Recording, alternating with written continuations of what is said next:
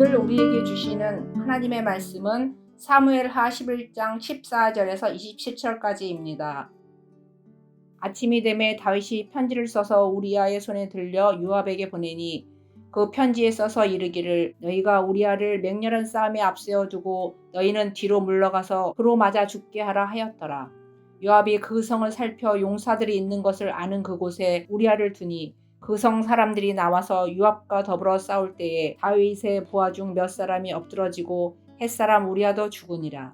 요압이 사람을 보내 그 전쟁의 모든 일을 다윗에게 보고할세 그 전령에게 명령하여 이르되 전쟁의 모든 일을 내가 왕께 보고하기를 마친 후에 혹시 왕이 노하여 네게 말씀하기를 너희가 어찌하여 성에 그처럼 가까이 가서 싸웠느냐 그들이 성 위에서 쏠 줄을 알지 못하였느냐 여룻베셋의 아들 아비멜렉을 쳐 죽인 자가 누구냐 여인 하나가 성에서 맷돌 윗짝을 그 위에 던짐에 그가 데베스에서 죽지 아니하였느냐 어찌하여 성에 가까이 갔더냐 하시거든 내가 말하기를 왕의 종 햇사람 우리아도 죽었나이다 하라. 전령이 가서 다윗에게 이르러 요압이 그를 보낸 모든 일을 다윗에게 아뢰어 이르되 그 사람들이 우리보다 우세하여 우리를 향하여 들로 나오므로 우리가 그들을 쳐서 성문 어기까지 미쳤더니 활 쏘는 자들이 성 위에서 왕의 부하들을 향하여 쏘매 왕의 부하 중 몇 사람이 죽고 왕의 종 햇사람 우리아도 죽었나이다 하니 다윗이 전령에게 이르되 너는 요압에게 이같이 말하기를 이 일로 걱정하지 말라. 칼은 이 사람이나 저 사람이나 삼키느니라. 그 성을 향하여 더욱 힘써 싸워 함락시키라 하여 너는 그를 담대하게 하라 하니라. 우리아의 아내는 그 남편 우리아가 죽었음을 듣고 그의 남편을 위하여 소리내어 우니라. 그 장례를 마침에 다윗이 사람을 보내 그를 왕궁으로 데려오니 그가 그의 아내가 되어 그에게 아들을 낳으니라. 다윗이 행한 그 일이 여호와의 보시기에 악하였더라. 아멘. 밧세바가 임신을 했다는 소식을 듣고 다윗은 그의 남편 우리아를 전장에서 불러들입니다. 겉으로 보인 것처럼 군사들의 안부와 싸움이 어떠한지 묻기 위함이 아니었습니다. 자신의 부정한 행위로 인한 밧세바의 임신을 은폐하고 밧세바의 몸에서 태어날 아이가 우리아의 아이인 것처럼 속이기 위해 불러들인 것입니다. 다윗은 집에 들어가 머물도록 권유했지만 충직한 우리아는 전쟁 중이었기에 동료들과 함께 왕궁 문에서 잡니다. 여기서 왕궁 문이란 구체적으로 왕궁 문을 지키는 시위병들이 거처하던 숙소를 의미합니다. 즉 우리아는 다윗 왕의 호의를 사양하고 왕궁의 시위병들과 함께 머문 것입니다. 아무리 왕의 권유를 하여도 우리아의 양심상 전시 중에 편안히 집에서 머문다는 건 용납이 안 되었습니다. 다윗은 계획대로 되지 않자 우리아를 하룻밤 더 머물게 하고 술에 취하게 하여 집에 들어가게 하려고 했지만 우리아는 그날도 밖에서 동료들과 함께 잡니다. 자신의 죄악을 숨기고자 안간힘을 쓰는 다윗과 자신의 임무를 끝까지 수행하고자 하는 우리아는 극명한 대조를 이룹니다. 첫 번째 계획이 실패하자 다윗은 우리아를 전장으로 돌려보내면서 군대 장관 요압에게 편지를 보냅니다. 그 편지의 내용은 전투 현장 최전선에 우리아를 보내어 죽게 하라는 것이었습니다.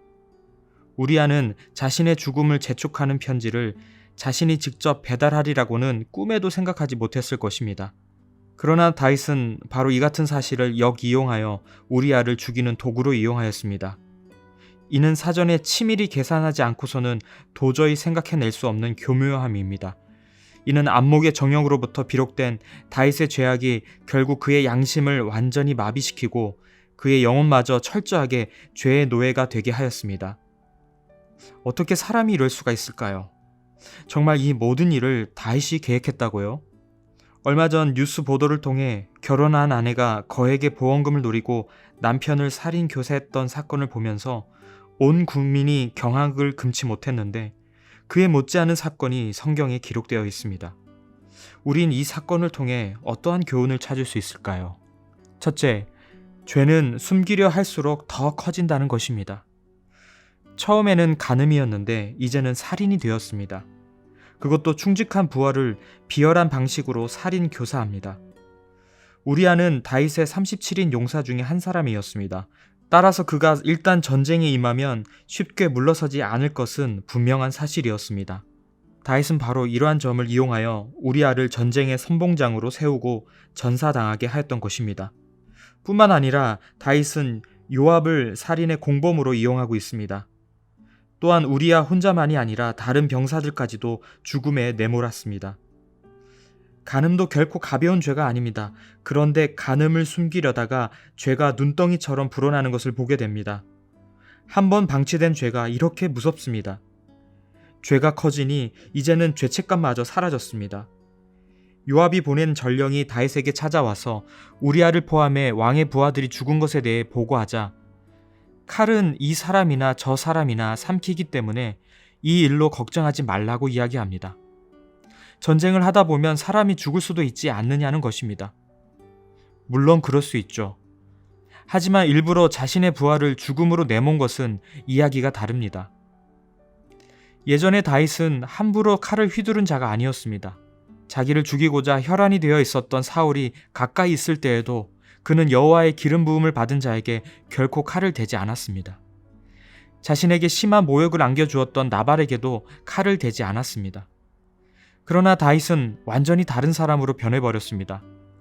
우리아의 죽음에 대해 전혀 죄책감을 느끼지 못하고 일반적인 죽음으로 해석하면서 너무나도 뻔뻔하게 자신의 행위를 스스로 정당화시킵니다. 다윗이 왜 이렇게 변한 것일까요? 그것은 죄를 숨기려고 했기 때문입니다. 죄의 잡초가 보이면 그 자리에서 뽑아버려야 합니다. 방치되었다가 걷잡을 수 없이 자라게 됩니다. 죄에 대한 최고의 대처는 회개입니다. 다윗이 해야 할 일은 회개였습니다. 그런데 안타깝게도 다윗은 죄를 덮기에 급급했습니다. 자신이 가진 지혜와 힘을 다해 부하를 동원하면서 다른 부하를 희생시키면서까지 자신의 죄를 덮으려 했습니다. 그러나 더 큰 파국으로 치달을 뿐입니다. 죄에 대한 최고의 대처는 덮는 것이 아니라 회개하는 것입니다. 우리 안에도 마음으로 짓는 죄, 그래서 보이지 않는 죄, 아무도 알지 못하는 죄가 있을 때 그 즉시 회개하고 돌이킬 수 있기를 바랍니다. 둘째, 우리는 불완전한 죄인이라는 것입니다. 아시다시피 다윗은 하나님의 마음에 합한 자로서 일찍이 사무엘을 통해 왕으로 기름 부음 받은 자였습니다. 청소년 시절 갈고 닦은 물맷돌 실력과 함께 만군의 여호와의 이름으로 블레셋 장수 골리앗을 쓰러뜨렸습니다. 이 일로 다윗은 사울 왕을 피해 도망자의 신세가 되었지만 나중에 지지자들의 힘을 입어 사울 왕의 뒤를 이어 통일 이스라엘 왕이 되었습니다. 그의 통치 기간 중 이스라엘은 큰 번영을 누렸습니다. 음악과 시에 탁월한 재능이 있어서 하나님을 찬양하는 시도 많이 남겼습니다. 또한 솔로몬 때에 하나님을 위한 성전 건축의 기틀을 마련하였던 사람이 바로 다윗이었습니다. 그런 다윗이 어떻게 이럴 수 있을까? 성경을 보면서 우리의 눈을 의심하게 됩니다. 그런데 다윗도 그럴 수 있습니다. 사람은 누구나 불완전한 죄인이기 때문입니다.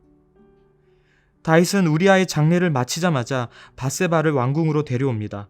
이것은 과부가 된 밧세바의 사정이 딱해서라기보다는 아이를 낳기 전 얼른 궁으로 데려와 자신의 아내를 삼고 부적절한 관계에서 임신한 것을 숨기기 위한 것이었습니다. 다윗의 머릿속에는 온통 자신의 죄를 숨기는 것밖에 없었습니다.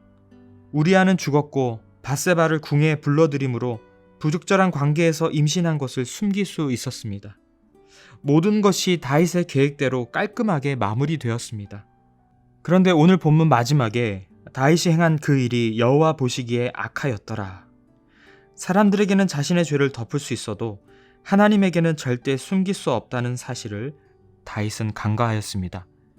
다윗이 계획하고 실행했던 모든 행동이 악하다고 하나님께서 결론 지으셨습니다. 아무리 하나님의 사람 다윗이라 할지라도 정욕에 사로잡혀 죄를 지었을 때 결국 하나님 앞에서 악인으로 전락할 수밖에 없음을 보여주십니다. 인간의 본성상 자신을 바라볼 때는 나는 괜찮은 사람이야 하며 관대한 눈으로 바라봅니다. 우리가 예수 그리스도 십자가의 공로로 죄인에서 의인이 된 것은 사실이지만 늘 경각심을 가지고 죄를 멀리하고 조심해야 합니다. 하나님 나라를 상징하고 공의를 세우는 다윗 왕국에서 밧세바 사건이 발생했다는 것은 쉽게 납득할 수 없는 일입니다. 그것도 왕국의 핵심적인 위치에 서 있는 다윗에 의해 이 일이 발생했다는 것은 다윗 왕국의 근본을 흔드는 심각한 범죄가 아닐 수 없습니다. 그럼에도 불구하고 다윗 왕국을 통하여 하나님의 나라는 계속 확장되었습니다. 왜냐하면 하나님 나라는 다윗이 아닌 하나님께서 세우시기 때문입니다.